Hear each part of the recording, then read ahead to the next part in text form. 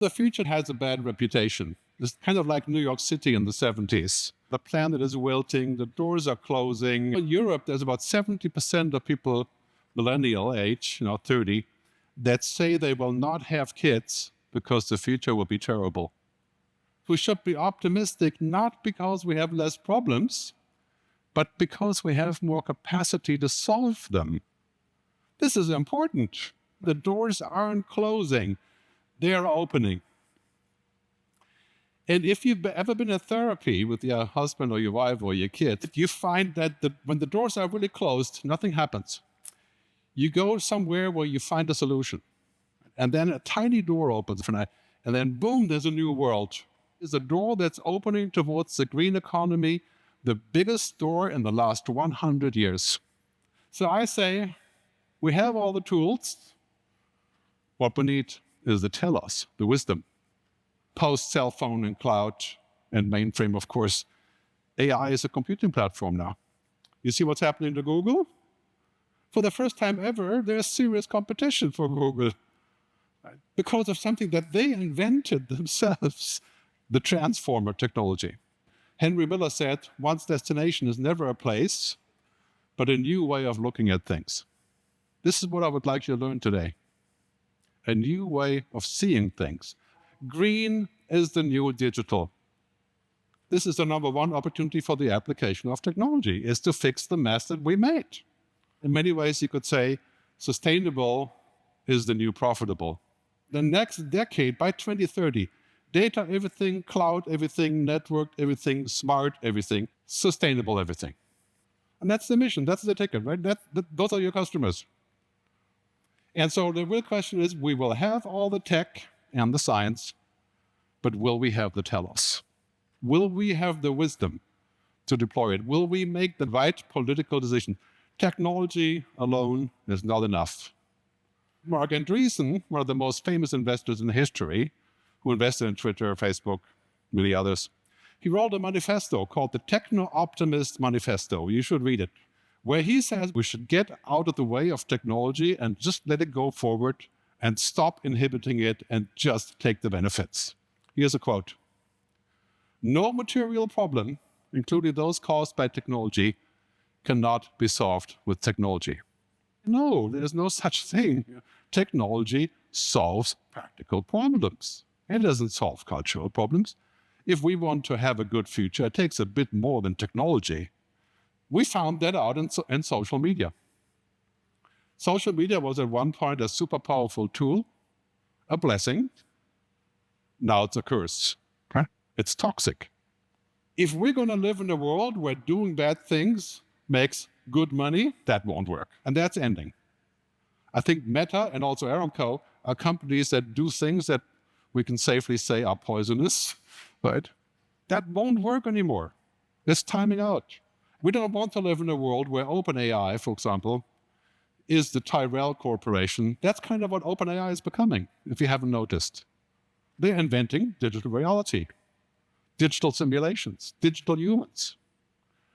This is what the CEO says. The phenomenal ability to think, create, understand, and reason. That's what he wants to build. To which I would say that's very ambitious, but why do we want this? I want a machine to get the job done. I don't want the machine to reason, to question me. I think it's potentially quite dangerous.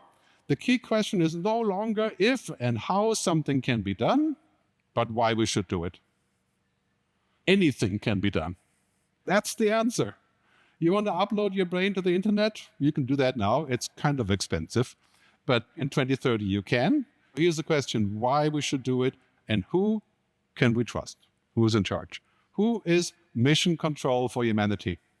This is why I support the UN's initiative. I call it the International Artificial Intelligence Agency. When we build AI, let's think about competence. This is your business case. AI is now a general purpose platform. It's everywhere. Printing press, fire, internet, chip, computing. AI is that big. The shift from the GUI, the graphic interface, to the NUI, the conversational network. We're going to speak to computers. We're already doing that. This is a very, very big deal. from graphic interfaces to conversational AI. Intelligence is the ability to solve problems. And will machines have intelligence that can solve problems? The answer is yes. Some problems in certain situations. Consciousness, however, is the ability to feel things. It's a totally different cup of tea. And if I can do both, then I got the perfect combination. I can have a machine that can have unlimited ability to solve problems, and I can feel things and we can put them together. This is about competence, not consciousness, because in the end, algorithms know the logic of everything, but the feeling of nothing. Too much of a good thing can be a very bad thing. Alcohol, cigarettes, food, tobacco, we find rules about how we make this work. A standard, just like we have with everything technology, like the IEEE has been doing, to come up with standards. That's what we need for AI. So, humans are not machines. Organisms are not algorithms. If you're looking at biological intelligence versus digital intelligence, we have the human side, something much more amorphous. Emotions, imagination, consciousness. Now, if you're going to send your kids to school in the future, where would you send them? To the human school or the technical school? Well, of course, if you could do both, that would be fantastic. It's all about making a mix of those two things. So for education, that means our pyramid is changing. We must move up the pyramid. This is super crucial for education, because the lower part of this, intellectual knowledge, some logic, that's computer turf now. Tacit knowledge, understanding, wisdom, that is the value of your job in the future. People are going to assume that you know all this, data, information, and logic, because you can get to it anytime you want, and anywhere you want, anywhere in the world very soon. The Moravec paradox, whatever is easy for a computer is hard for a human, and vice versa. Knowledge without wisdom is like water in the sand. Augmentation, cognification is more beneficial than automation. We should focus on what we can do to augment people, not to replace them, not to automate things that shouldn't be automated, as the graphic shows, brain-computer interfaces, language translation. Cognification, making smart. Augmentation, making more capable. Automation to some degree. What we do not want is the last one, dehumanization. We don't want to think of people as data, and every person that's real gets in the way. No! Keep the human in the loop. That's the key, even if it takes longer, because it makes something special. We need to think about everything that we do has ethical applications. Everything. Ethics is knowing the difference between what you have the right or the power to do and what is the right thing to do.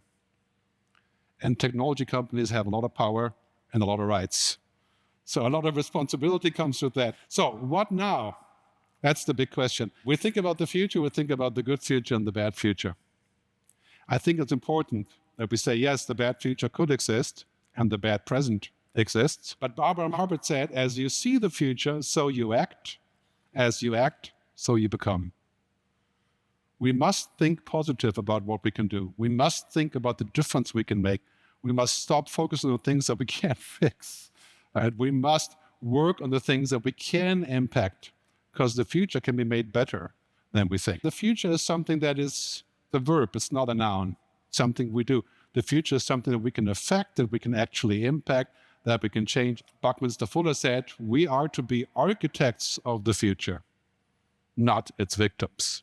Competence, not consciousness with AI. Ask why. Will this be for the collective benefit? Purpose, not feasibility. Take the technocratic oath. I will not do anything that will not serve the collective human benefit. Switch to what I call the full stack economics. The single stack economics is just profit and growth. The full stack, people, planet, purpose, prosperity. The wolf you feed is the wolf that wins. The future you feed with your science and technology is the future that may win. We have to think about that. What future do we want to create? What do we want to make possible? The good future with a tiny bit of bad future that we can fix? Awesome humans on top of amazing technology.